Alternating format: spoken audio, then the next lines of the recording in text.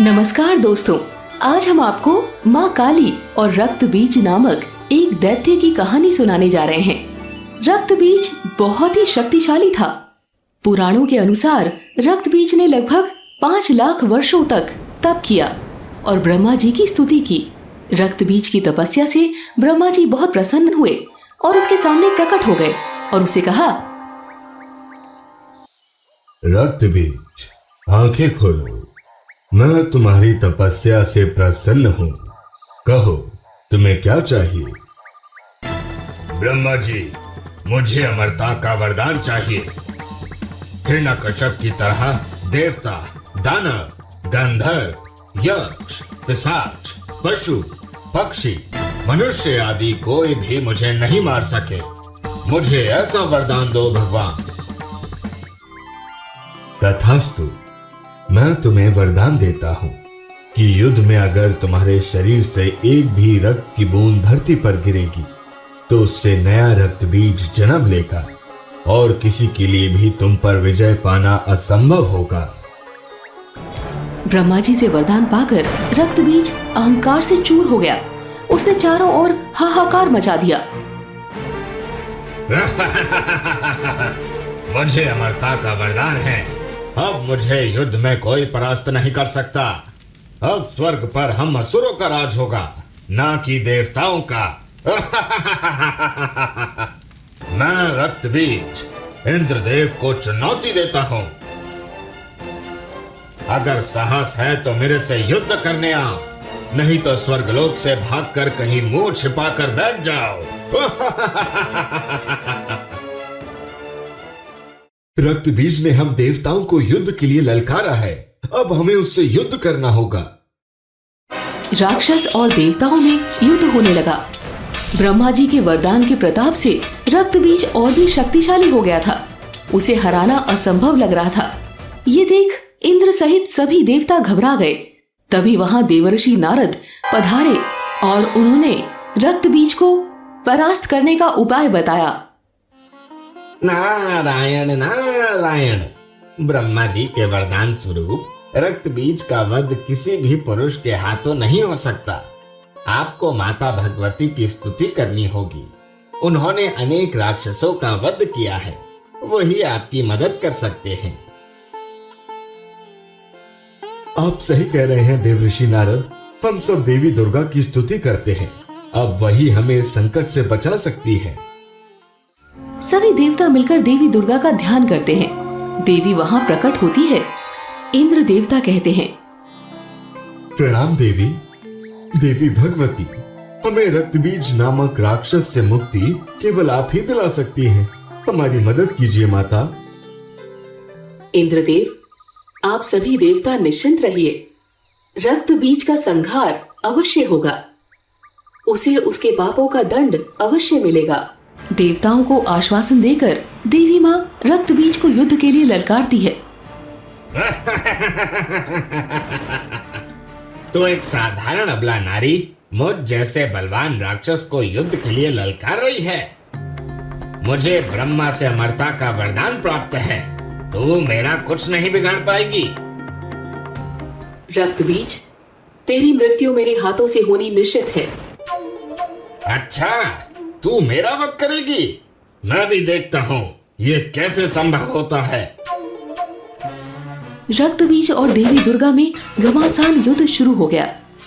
जैसे ही माँ दुर्गा के वार से रक्त बीज घायल होता और उसके रक्त की बूंदें धरती पर गिरती, वैसे ही एक नया रक्त बीज उन बूंदों से पैदा हो जाता। एक रक्त बीज मरता तो दूसरा सामने आ खड़ा होता। अरे, ये सब क्या हो रहा है? ये रक्त बीज मर क्यों नहीं रहा है? तभी वहां नारद जी प्रकट होते हैं। नारायण नारायण, माते, रक्त बीज का वध करने के लिए उसके शरीर के पूरे रक्त को पीना होगा ताकि उसकी एक भी बूंद धरती पर ना गिरे। ब्रह्मा जी के वरदान के अनुसार रक्त बीज का रक्त पृथ्वी पर गिरते ही सैकड़ों रक्त बीज पैदा हो जाएंगे। इसका संहार तभी संभव है जब रक्त बीज का रक्त धरती पर ना गिरे। अच्छा, तो ये बात है। देवर्षि नारद, इसके लिए मुझे देवी चंडिका को बुलाना होगा। देवी पार्वती को महाकाली का रूप धरना होगा ताकि वो इस दानव का रक्त पान कर सके। तत्पश्चात ही इस दानव का संहार संभव है। इसके लिए तो देवताओं को माँ पार्वती की स्तुति करनी पड़ेगी ताकि वो माँ काली का अवतार लेकर इस दानव का विनाश करें। सभी देवतागण मिलकर माँ पार्वती का आह्वान करते हैं। देवी पार्वती देवताओं के सामने प्रकट हो जाती है। माँ दुर्गा कहती हैं, देवी पार्वती, आपको माँ काली का रूप धारण करना होगा ताकि जब भी मैं इस राक्षस पे प्रहार करूं, आप इसका रक्त खापर में लेकर रक्तपान करें। आप चिंता न करें देवी दुर्गा, मैं इस दानव के रक्त की एक बूंद भी जमीन पर गिरने नहीं दूंगी। ऐसा कहकर माँ पार्वती काली का रूप धारण कर लेती है। इतना भयानक रूप देख वहां खड़े सारे देवता थर थर कांपने लगे। माँ काली ने दैत्यों का गिरता रक्त पीना शुरू कर दिया, जिससे नया दैत्य उत्पन्न नहीं हो रहा था। उन्होंने कई राक्षसों को निगल लिया। ऐसे में माँ काली का क्रोध बढ़ता ही जा रहा था, मगर सब दैत्य मारे जा चुके थे। केवल रक्त बीज का वध होना ही बाकी था।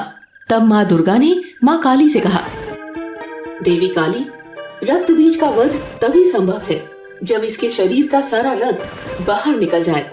आपको रक्त बीज का रक्त ऐसे पीना होगा जिससे रक्त की एक बूंद भी धरती पर न गिरे। जैसे आपने बोला वैसे ही होगा देवी दुर्गा। रक्त बीज और देवी दुर्गा में घमासान युद्ध शुरू हो गया। रक्त बीज माँ दुर्गा के हर प्रहार से बच जाता। देवी दुर्गा ने रक्त बीज के बाजुओं पर वार किया। माँ दुर्गा के कहे अनुसार माँ काली ने रक्त को खापर में ले लिया और रक्तपान करने लगी। देवी दुर्गा ने रक्त बीज के सर को धड़ से अलग कर दिया और खापर में रख दिया, जिससे माँ काली ने सारा रक्त पी लिया। हे कालिके, आपकी माला के लिए मैं रक्त का ये मुंड आपको भेंट करती हूँ। माँ काली का क्रोध अब 7वें आसमान पर था। उन्होंने देवी दुर्गा से कहा, मुझे रक्त चाहिए, मुझे दानवों के मुंड चाहिए, मुझे रक्त दो, मुझे दानवों के मुंड दो। देवी दुर्गा ने कहा, हे शिवा, हे कालिके, सारे दैत्यों का वध और रक्त बीज का भी वध हो चुका है। अपना क्रोध शांत करो देवी काली। मुझे दानवों का रक्त दो, मुंड दो। देवी दुर्गा ने मन ही मन सोचा, काली को रोकने का अब बस एक ही उपाय है, भगवान शिव।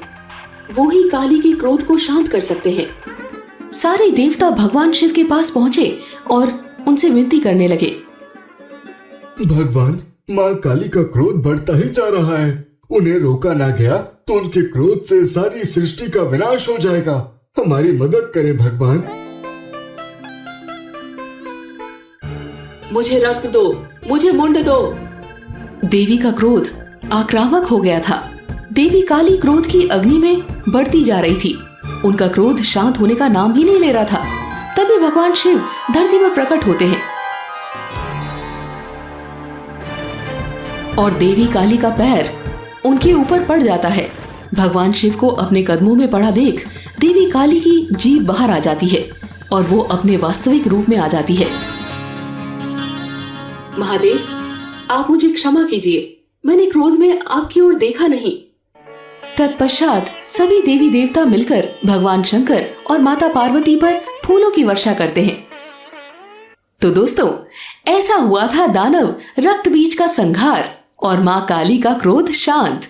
अगर आपको ये कहानी पसंद आई तो हमारे चैनल को फॉलो करें। ऐसी और भी कहानियां सुनने के लिए हमें लाइक और शेयर करना ना भूलें। धन्यवाद।